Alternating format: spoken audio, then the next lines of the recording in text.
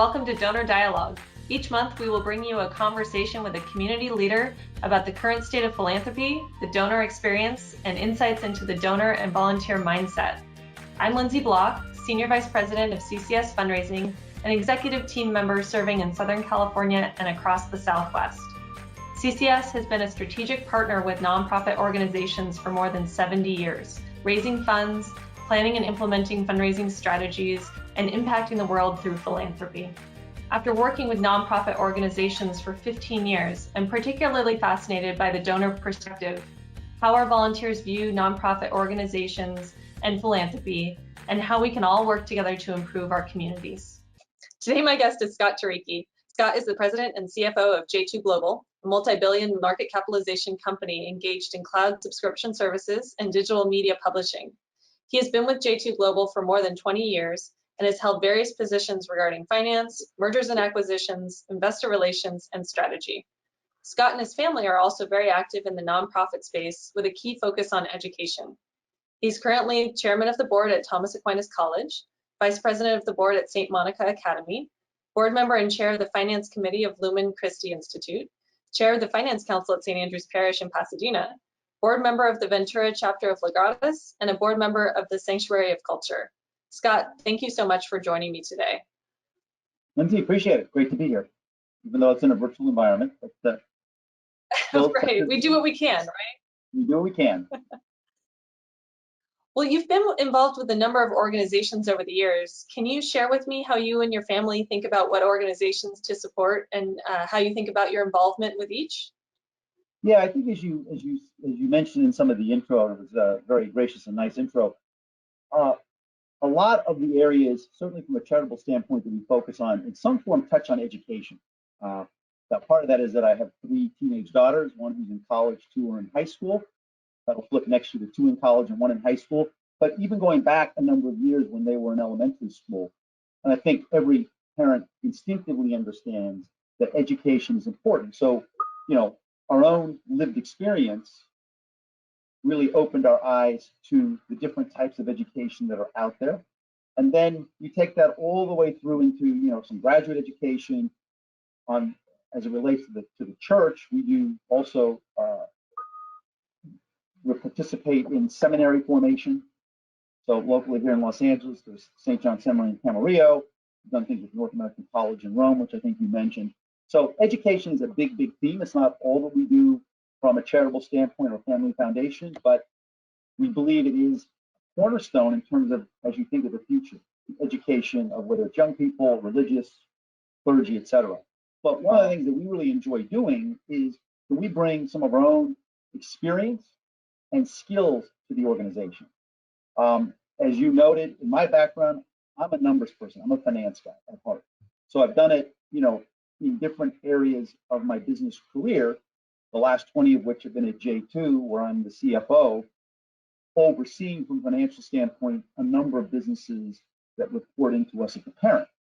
So I find there's almost always a chronic understaffing. It seems to not matter the size of the organization.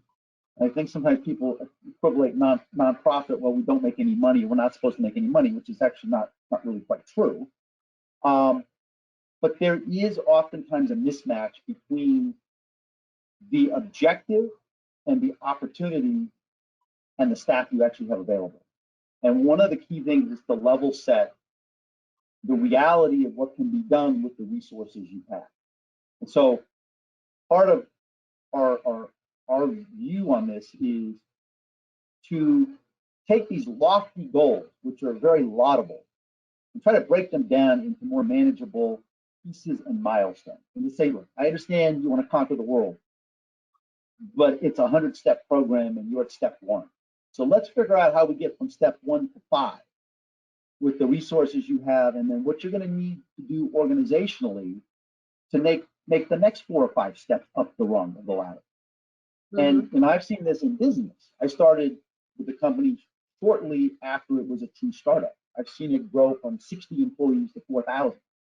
You know, 1 office location to 60 offices around the world. Well, you need different organizational structures as you manage through that growth. And you need different types of people within those different structures.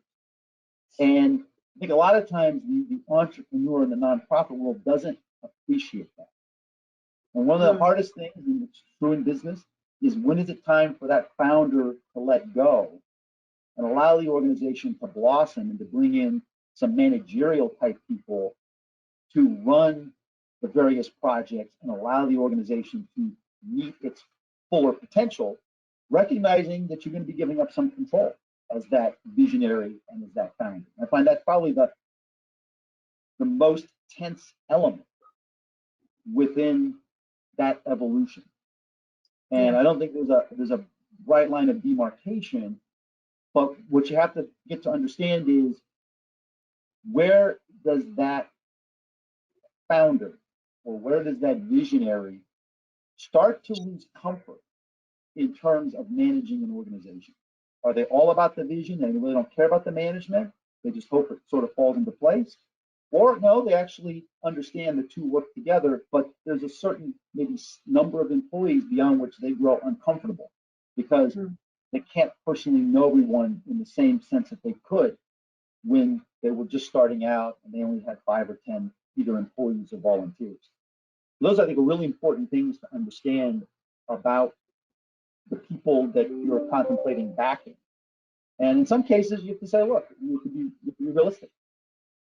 The way you want to operate, your opportunity set is going to be smaller. Doesn't mean it's not worthwhile, but you will not be able to meet maybe a higher level of potential because it's going to put you in an area that you're unwilling to go.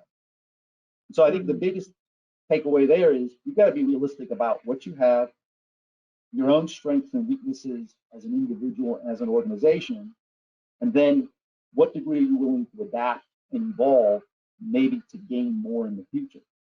And you need a lot of interesting personality types. Some are willing to roll with it because they understand the bigger vision and they know they're not the ones that can solely take it there. And others are very much involved in control. And that's an area they're unwilling to go in. The other area I think that's important for the nonprofits, whether you are small or intermediate size or growing to something bigger, does come back to that area of governance. I've seen and heard a lot, particularly in religiously backed situations. There's sort of this trust that, well, we don't need necessarily go down that path. That's for the corporate world. That's for another world. We're just going to trust in God and it's going to be okay because we're doing the right thing. Well, there may be an element of truth in that, but it doesn't mean you can dispense with good governance and good best practices. And it doesn't also mean that there aren't people, external and sometimes, unfortunately, even internal, willing to take advantage of a situation where good governance is lacking. Well, and planning is such an important component of everything that nonprofits are doing today with the pandemic, right? Looking at planning for the future, hoping to ensure that budgets meet costs for the future. Given your level of experience in this area, as well as finance and planning, what are you thinking about for nonprofits as they plan for the future? Do you have some advice? There was a big scare in that first phase. I call it the mid-March to probably mid-May timeframe, that first 60 days, because we were in a more formal lockdown.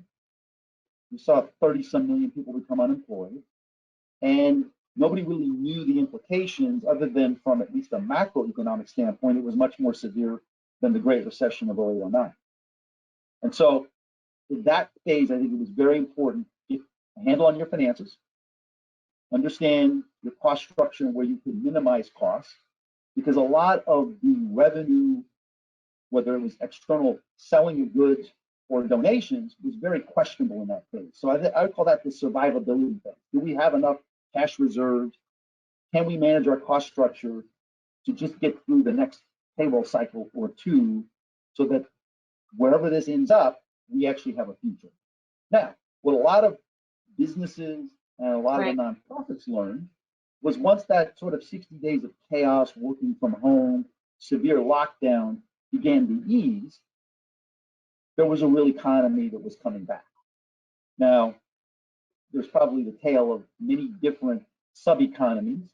Some industries still remain severely impacted, particularly if you're in traditional retail, things like restaurants, travel and leisure, but then many other industries had an extreme bounce, not only back to pre-COVID levels, but even to all-time high levels, primarily in the areas of things that are tech and digital.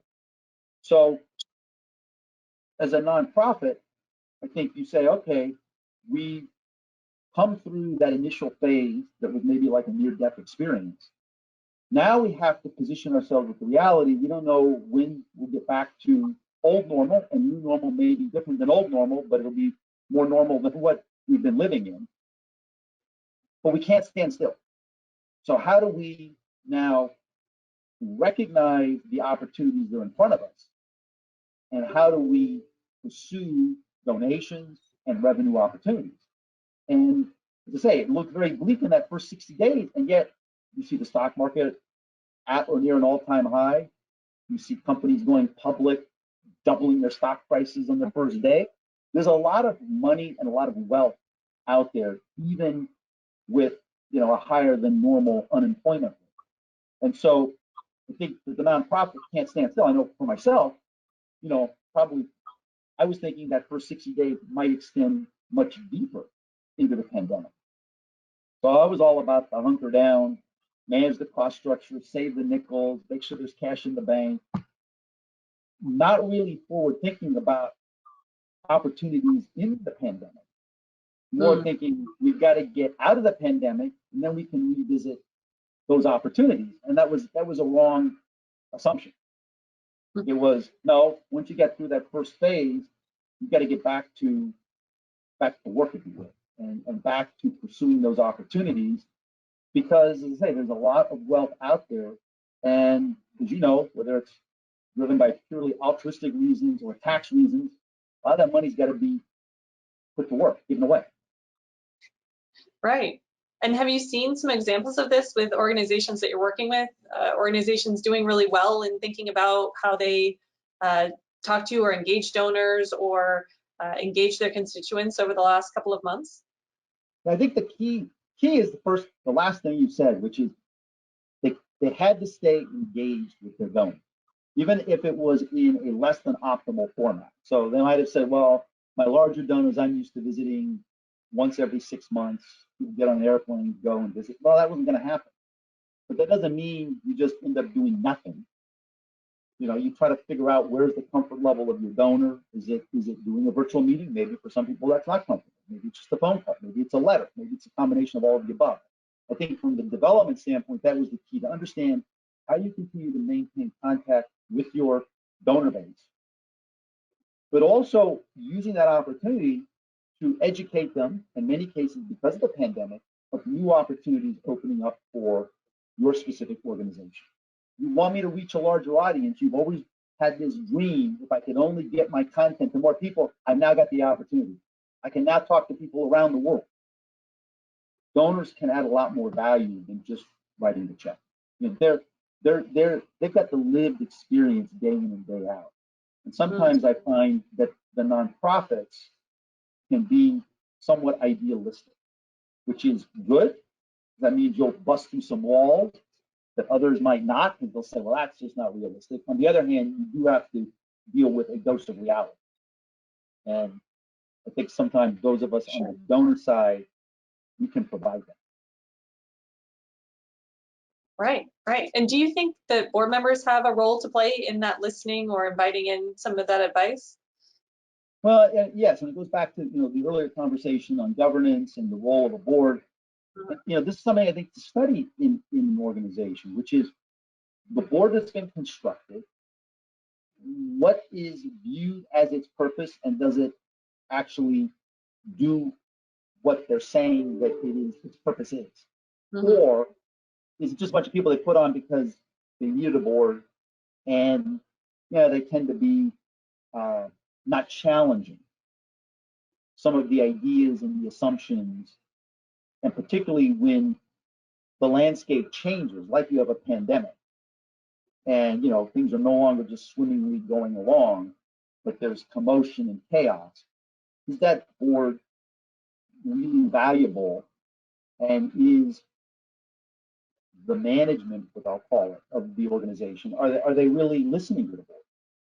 Because I think it'll tell you a lot on what you can learn about the organization based on what their views are on the board itself, who they put on the board, what skill sets they have or not. So I think the board should be active in these situations. It should clearly limit itself to where its expertise is. So hopefully a good board has some financial expertise, some legal expertise, some governance and organizational structure expertise, fundraising expertise. All those things can be put on a board to help oversee the departments that are doing those activities on a day-to-day basis. Yeah. And I think if you don't find that happening, then I think it raises certain questions that have to be asked in terms of the founder, the visionary, the core management team. Well, why not? Sometimes you'll hear, well, because if I have a really strong active board, they may change the mission, or they may take us in other directions. Well, no. A good board should be guiding and overseeing, shouldn't be running the institution. And so there's a balance there. And I will admit it can sometimes be a delicate and tricky balance. We've talked a little bit before about asking questions, having discussion as a board. Can you tell me a little bit more about your experience with boards that are really strong with their discussion and debate and what happens there versus maybe one that is more unanimous in their decisions? Yeah, and by the way, sometimes the former can become the latter, meaning that you might start off with a very split decision within a board. Almost think of going into, if you serve on a jury, you take the straw poll after hearing all of the evidence. But then something interesting happens. But many times those juries end up reaching a unanimous verdict, even though there was a meaningful split in the straw poll. And I think that's instructive, because what you want, I think, is you do want that diversity of opinion. So you don't want a bunch of people with the same background that all say yes, yes, yes, or no, no, no. And yes, you have unanimity, but what's the value of it? Hopefully, out of that process, you have some real challenging questions, and a challenge to the underlying assumptions. And it may appear initially to split the board between those who are in agreement and those who are in disagreement. And then the question is, can you build a consensus that ends up with, if not unanimity, certainly a supermajority of the board in favor of one view or the other? And I've seen this happen, several times, where in one case it had to do with the move of schools because it was lease space, and there had been a very long vetting process where to find a permanent home. And for a whole variety of reasons, zoning, this, that, the other, none of them worked out. And so finally one was offered. Quite frankly, there was probably some fatigue that had set in because it had been going on for a while. And so there was a group of the board that said, we should jump at it, we should take it. It can solve our problem. But like many of these decisions, it had some elements that were less than optimal, including location. So there was another fraction of the board that said, no, I don't think this is the right answer. It may solve a short-term problem, but I'm not sure it really solved the long-term problem. So there was a big back and forth. Ultimately, and it was not unanimous, the site was defeated. Not many months later, a new site came up for which the vote was unanimous to move to the second site. I think most would agree the second site ended up being better than the first site. You could read a lot into that or read little into that. But I think that was a very good process. And look, nobody left the first vote with hard feelings. It was a vote that was taken. It was a majority decision. It was communicated to the school community, and people moved on. And then the second round, everybody understood what came out of the process was how people valued and prioritized the different issues. There was no debate as to what the issues were, but some people said issue number 3 on your list is issue number 1 on my list, and vice versa, which was very interesting because without a tangible site, you were having a theoretical discussion. But when somebody put a tangible site on the table that had a specific location, now you could really understand those theoretical points and how people valued them and why some people had a different ordering than other people. And, ultimately, I think some became convinced other people's ordering was correct. Others said, well, I would have thought that number one was, a showstopper. Yeah, it's not really. I still believe it's my number one priority, but it's not a showstopper. So there was a lot of good, I think, the dynamics of the board ended up being very positive, even though one might argue, well, when you took that first straw poll, that looked like a very divided board, and it was. It was, I think, one vote separated the yeas from the nays. Well, I'd like to conclude our conversation today with just asking you one piece of advice that you would give to an organization leader, an executive director, a board member, a volunteer. What would you say to them today? Well, I think the advice actually is different for the different groups. It's hard to say there's one generic piece of advice that fits all those classifications that you mentioned. But I do think that maybe one that I found to be very valuable, both in business and in the nonprofit world, is ask questions. Don't be afraid to ask questions. I think a lot of people are afraid to ask questions. They think it maybe shows they don't know something.